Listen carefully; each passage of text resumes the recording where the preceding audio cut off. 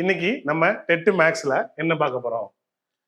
ஒரு குறிப்பிட்ட அசல் வந்து தனி வட்டி முறையில 10 வருஷத்துல 2 மடங்கு ஆயிடுச்சு. ஒரு குறிப்பிட்ட அசல் தனி வட்டி முறையில 10 வருஷத்துல 2 மடங்கு ஆயிடுச்சு அப்படின்னா அதோடைய ரேட் ஆஃப் இன்ட்ரெஸ்ட் என்னன்னு கேக்குறாங்க.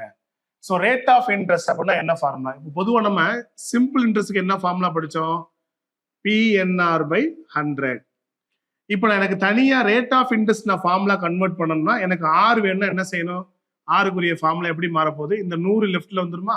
ஏற்கனவே எங்கிட்ட சிம்பிள் இன்ட்ரெஸ்ட் இருக்கு, இன்ட்டு 100. அடுத்து இந்த ஆறு போக மீது உள்ள பி இன்ட்டு என் அது எங்க வந்துடும்? டிவைட்ல வந்துடும்.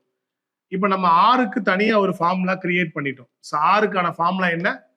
SI into 100 divided by P into N. பின்னா என்ன? அசல். என்னன்னா என்ன? Number of years. இது சிம்பிள் இன்ட்ரெஸ்ட். அப்ப நமக்கு இதெல்லாம் தெரிஞ்சிச்சுன்னா ரேட் ஆஃப் இன்ட்ரெஸ்ட்டை கண்டுபிடிச்சிடலாம். ஸோ ரேட் ஆஃப் இன்ட்ரெஸ்ட் பார்க்க போறோம். இந்த பாருங்க, நாங்கள் அப்படியே இங்கே அப்ளை பண்றேன். ஃபார்முலால உள்ள 100. அடுத்து நம்பர் ஆஃப் இயர்ஸ் எவ்வளவு கொடுத்துருக்காங்க? 10 இயர்ஸ். இப்போ நமக்கு எது தெரியாது? அசலும் வட்டியும் தெரியாது. இந்த அசலு வட்டியை சப்ஸ்டியூட் பண்ணிட்டோம்னா நம்ம ரேட் ஆஃப் இன்ட்ரெஸ்ட்டை கண்டுபிடிச்சிடலாம். இந்த 2 மடங்கு 3 மடங்கு 4 மடங்கு கேள்வி கண்டிப்பா எக்ஸாம்ல வரும். இதுக்கு ஒரு ஷார்ட்கட் சொல்லி தரேன் பாருங்க. இப்ப மடங்கு எத்தனை மடங்கு கொடுத்திருந்தாலும் சரி, மடங்குக்கு ஏத்த மாதிரி அசலு வட்டி எப்படி சூஸ் பண்றது அப்படின்னு பாருங்க. அசல் நமக்கு வேணும். அசல்னா பி, வட்டினா என்னது? இன்ட்ரெஸ்ட். இதை எப்படி சூஸ் பண்றதுன்னு பாருங்க. இப்ப நம்ம இந்த கேள்வி 2 மடங்குன்னு கொடுத்துருக்காங்களா? எப்போதுமே எத்தனை மடங்கு கொடுத்தாலும் சரி, தெரியாத அசலை நீங்க 100 ரூபான்னு எடுத்துக்கிட்டே வாங்க. 100 ரூபாய் தான். எத்தனை மடங்கு கொடுத்தாலும் சரி, அது 2 மடங்கு 3 மடங்கு 5 மடங்கு 8 மடங்கு எத்தனை மடங்கு கொடுத்தாலும் சரி, எப்போது அசல் 100 ரூபான்னு வச்சுக்கோங்க. இந்த மடங்கை பொறுத்து இன்ட்ரெஸ்ட் எப்படி எழுத போறோம்னு பாருங்க. இந்த 2ஆம் நம்பர் இருக்கா?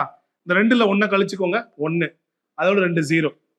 3 மடங்கா? 3ல 1 கழிச்சுக்கோங்க, 2. அதோட 2 0. 5 மடங்கு 5ல 1 கழிச்சோம்னா 4. அப்புறம் 2 0. 8 மடங்கு கொடுக்குறாங்களா?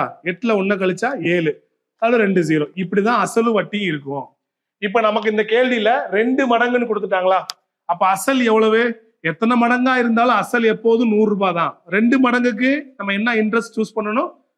100 ரூபாய். ஓகே, இப்ப என்னாச்சு? இந்த 100 100 கேன்சல், ஒரு 0 0 கேன்சல். அப்ப இதுக்கு கொடுக்கப்பட்ட வட்டி வீதம் எவ்வளவு? மீத 10 மட்டும்தான் இருக்கு. அப்ப இந்த அசல் 10 வருஷத்துல 2 மடங்கா இருக்கு. அப்படி ரேட் ஆஃப் இன்ட்ரெஸ்ட் என்ன? ரேட் ஆஃப் இன்ட்ரெஸ்ட் எவ்வளவு? 10%. இந்த டேபிளை ஞாபகத்துல வச்சுக்கோங்க. ஈஸியா எத்தனை மடங்கு கேட்டாலும் நீங்க இந்த கொஸ்டினுக்கு ஆன்சர் பண்ணிடலாம். Okay, thank you.